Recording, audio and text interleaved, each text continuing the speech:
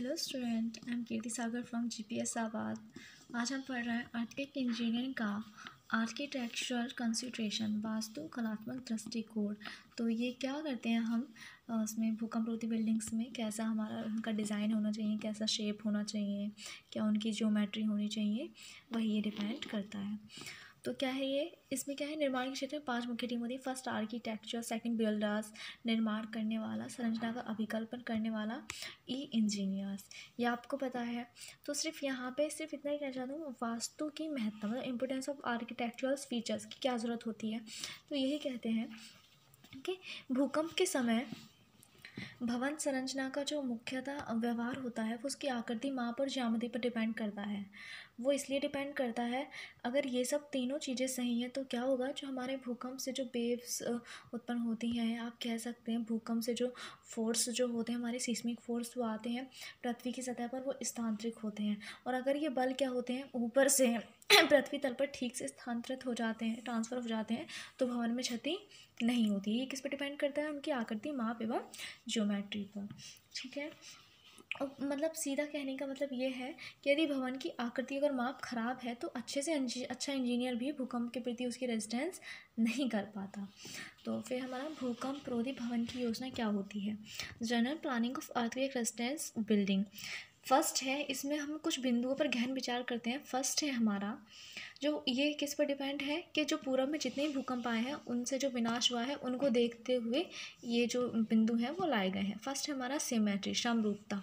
तो ये कह रहे हैं कि भवन को दोनों अक्षों पर समरूप होना चाहिए। मतलब यदि किसी कारण से भवन समरूप नहीं है तो भूकंप के समय उसमें ट्विस्ट आ जाते हैं, टॉर्जन आ जाते हैं। उसकी वजह से क्या होता है, कॉलम एवं बीम में जो होता है वो मरोड़ के लिए हम डिज़ाइन नहीं करते हैं, और इसकी वजह से क्या होता है, संरचना हमारी विफल हो जाती है। नॉर्मल की बात कर रहे हैं हम। ठीक है, तो ये क्या होता है, देखिए जैसे ये कोई हमारा क्या है, ये एक्स अक्ष पे, वाई अक्ष पे स्ट्रक्चर है और ये वाई अक्ष पर और ये एक्स अक्ष पर।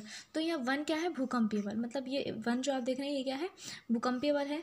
और थर्ड है हमारा दृढ़ता, स्टिफनेस का केंद्र तथा अवरोधक बल। ये जो हमें भूकंप को रोकता है, क्या भूकंप का जो बल होता है उससे ये हमें, ये जो स्टिफनेस का जो होता है दृढ़ता वाला बल, ये हमें रोकता है। और थर्ड है गुरुत्व केंद्र अथवा लगने वाला जड़त्व बल। ये आपको अच्छे से पता है, हम पहले ही पढ़ चुके हैं। जो भूकंप का जो बल होता है या जो भूकंप होता है उस समय हमारा भवन कैसे वर्क करता है, जैसे हमने जड़त्व का जो नियम पढ़ा है न्यूटन का, और हम पहले ही पढ़ चुके हैं क्या है कि ये निचला सिरा तो इसका जो रहता है वो क्या करता है, इससे रहता है, और ऊपरी जो सिरा रहता है वो क्या करता है, वो आगे को झुकता है।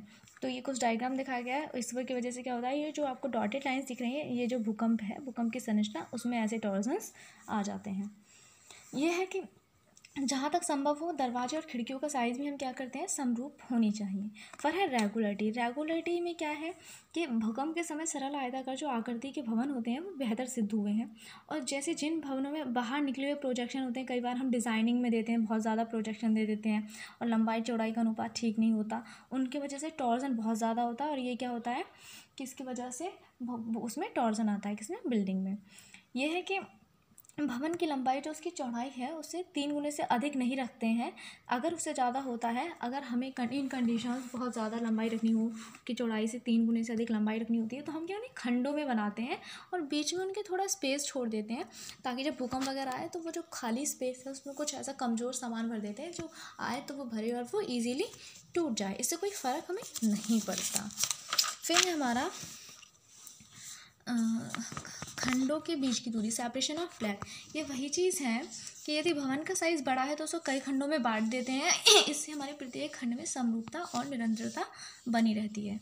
ठीक है, फिर है आपका सादगी, सिंप्लिसिटी। सिंप्लिसिटी ये वही चीज़ है कि हम क्या करते हैं आजकल आर्किटेक्चर डेकोरेशन के लिए बहुत ज़्यादा कैंटिलीवर बीम दे देते हैं, सिर्फ सजाने के लिए, डेकोरेटिव वेव्स में सजावटी पत्थरों का यूज़ कर लेते हैं। भूकंप के समय क्या होता है, ये जो चीज़ें, जो प्रोजेक्शन निकले हुए होते हैं, जो मूल संरचना से जुड़े हुए नहीं होते हैं, ये सबसे पहले टूटते हैं। ठीक है, तो कोशिश करनी चाहिए कि सिंप्लिसिटी रहे, और अगर ये चीज़ आए भी तो वो मूल संरचना का ही अंग बने। सॉरी। फिर आपका घिरा हुआ क्षेत्र एनक्लोज्ड एरिया, ये वही है कि दीवारें आपस में एक दूसरे से संबंध होने चाहिए ताकि जो एक घिरा हुआ जो क्षेत्र है भवन, वो एक रिजिड बॉक्स की तरह बिहेवियर करे। मतलब अगर भूकंप के समय भवन सुरक्षित रहे, इसके लिए ये ज़रूरी है कि 1:6 का सीमेंट बालू मसाला उपयोग किया जाता है। और जब दीवार की मोटाई T होगी तो दीवार के बीच की जो दूरी होगी A का अधिकतम अनुपात होगा, A/T का जो रेशियो हो वो 40 होना चाहिए। यदि कमज़ोर मसाला उपयोग किया जाएगा तो अनुपात कम हो जाएगा। ठीक है, देखिए आप डायग्राम से बेटर समझेंगे। ये यह कह रहे हैं कि ये आपका A मतलब दीवारों के बीच की दूरी, और ये आपका क्या T क्या है यहाँ पे, दीवार की मोटाई। तो A/T क्या होना चाहिए, 40 से ज़्यादा नहीं होना चाहिए, और अगर ज़्यादा हो जाएगा तो क्या हो जाएगा, भूकंप से सुरक्षित नहीं रहेगा। देखिए ये बॉक्स की तरह बिहेवियर करेंगे, चारों बॉक्स, ये बॉक्स बन जाएगा जो बड़ा है। अगर हम इसी में क्या करें, ये वाली वॉल्स हटा दें, जैसे कि आपको नीचे के डायग्राम में दिख रहा है तो क्या होगा, ये जो हमारा ये रूम है ये क्या हो जाएगा, वीक हो जाएगा।